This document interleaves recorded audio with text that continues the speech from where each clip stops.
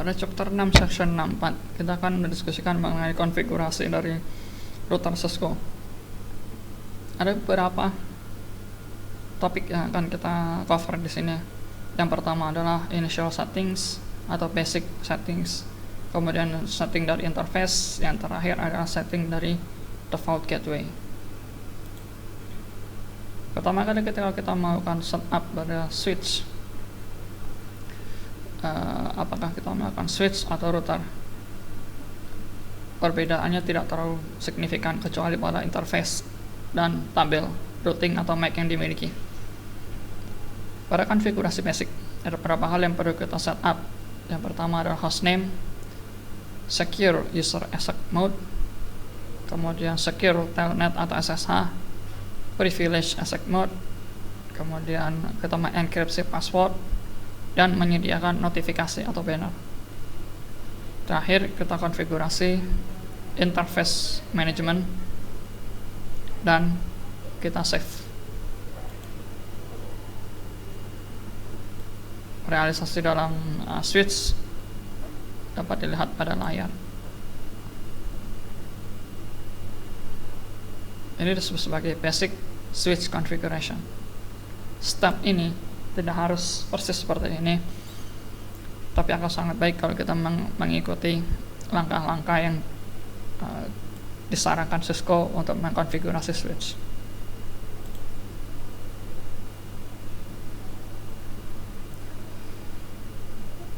Pada basic configuration ini, mayoritas perintah yang diberikan adalah untuk membatasi akses pada devices.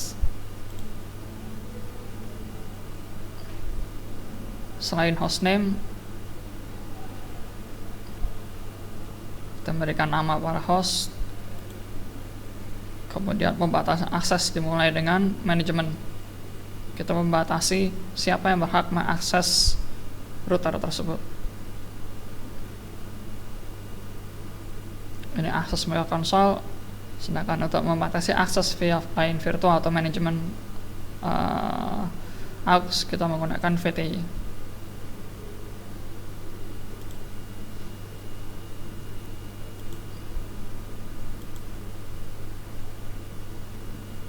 Secara umum, tahapan untuk melakukan basic router configuration adalah device name, privilege access, remote telnet dan SSH, kemudian enkripsi semua password di dalam config, dan sediakan banner atau legal notification.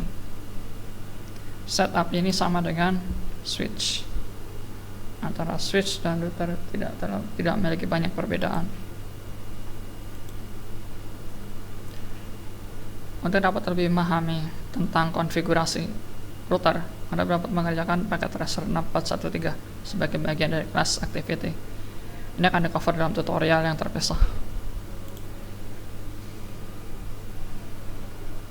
Kemudian pada section 642, kita melakukan konfigurasi interface. Ada beberapa hal yang akan kita cover. Yang pertama adalah interface type dan numbernya, kemudian description, interface tersebut digunakan untuk apa, alamat dari interface tersebut, dan aktivasi interface-nya. Berikut contohnya. Pada jaringan ini, kita melakukan aktivasi interface pada router 1. Langkah pertama kita masuk ke menu config dengan conft, kemudian kita masuk ke interface gigabit Ethernet 00. Kita masukkan IP address-nya beserta masking. Kita berikan dia description bahwa pada gigabit Ethernet 00 dia digunakan untuk sebagai link ke LAN 10 atau subnet 10. Kemudian kita aktivasi dengan no shutdown. Jika langkah kita sudah benar, maka akan terjadi notifikasi dari router bahwa interface gigabit 00 berubah menjadi up atau aktif.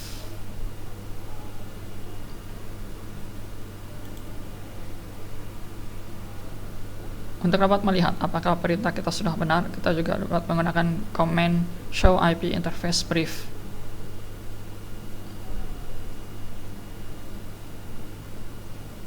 Kalau setup kita sudah tepat, nah kita akan melihat status up dan protokol up.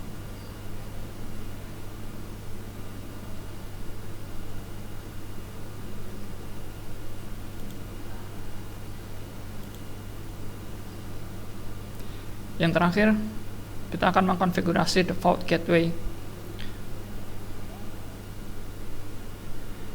Untuk dapat berkomunikasi dalam jaringan, devices harus dikonfigurasi dengan alamat IP yang benar, termasuk default gateway. Sebenarnya, default gateway hanya dipergunakan ketika host hendak mengirimkan paket ke jaringan lain. Secara umum, default gateway adalah interface dari router yang terkoneksi dengan jaringan lokal tersebut. Contohnya, pada jaringan yang ada pada layar, kita bisa melihat kita punya satu router dan 2 switch. Ada 4 klien. Pada jaringan pertama, kita memiliki subnet 10.0, host 10.10 dan host 10.11. Maka default gateway-nya adalah 10.1. Sedangkan pada jaringan kedua, pada subnet 11.0, maka default gateway-nya adalah 11.1. Ketika host dari jaringan 11.0 hendak mengirimkan paket ke jaringan 10.0, maka dia harus melewati gateway, yaitu 11.1. Dan sebaliknya, ketika host dari jaringan 10.0 hendak mengirimkan paket ke jaringan 11.0, maka dia harus melalui gateway 10.1.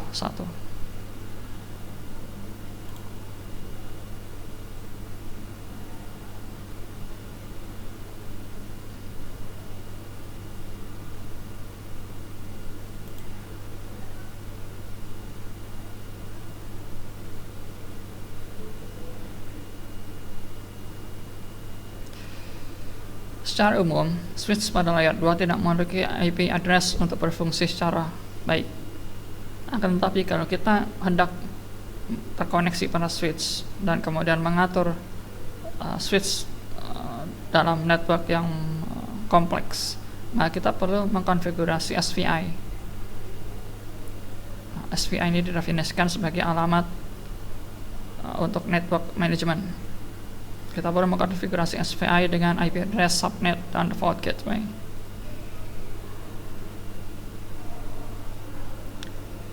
Kalau kita mengkonfigurasi switch SVI, maka dia akan memiliki subnet yang sama dengan tempat dia berada, dengan network tempat dia berada.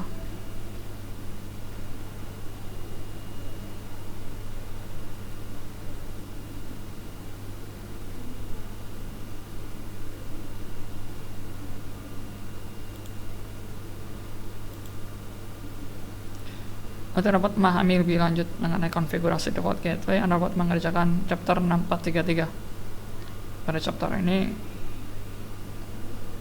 Anda akan mempelajari bagaimana mengkoneksikan router ke LAN dengan menggunakan komen yang disediakan sebelumnya. Tutorial mengenai akan disediakan terpisah. Pada chapter 6434, Anda akan mempelajari mengenai troubleshooting default gateway dengan menggunakan paket tracer. Ini kemampuan yang sangat penting dimiliki oleh seorang admin. Bagaimana cara mengatasi troubleshooting yang terjadi pada jaringan, terutama jika disebabkan oleh kesalahan konfigurasi default gateway. Ada beberapa step yang harus Anda kerjakan. Yang pertama, setiap melakukan troubleshooting, ikuti step berikut. Pertama, Anda harus memverifikasi network documentation dan use test untuk mengisolasi masalah. Artinya setiap network yang kita deploy, yang kita implementasikan harus memiliki dokumentasi. Kemudian step kedua adalah prediksikan solusi yang layak untuk permasalahan tersebut. Step ketiga, implementasikan solusi. Step keempat, testing apakah masalah sudah diselesaikan. Step kelima, jangan lupa untuk menuliskan solusi tersebut dalam dokumentasi jaringan.